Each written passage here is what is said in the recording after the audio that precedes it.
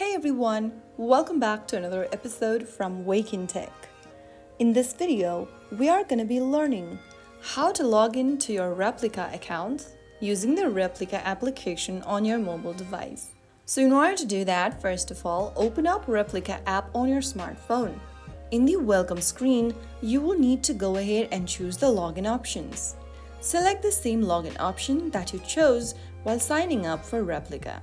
Since I signed up using email, I'm gonna tap on continue with email. On the next page, if you don't have a Replica account yet, you can enter your email and password and sign up. If you already have an account and you'd like to access it, tap on the login option right next to already have an account.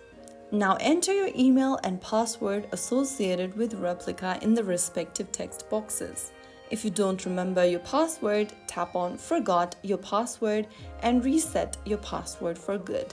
If you remember your credentials, simply type it down and tap on Continue at the bottom.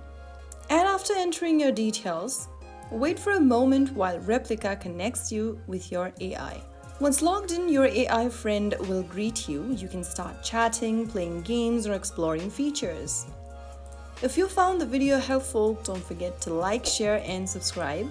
I will see you in the next episode. Thank you for watching.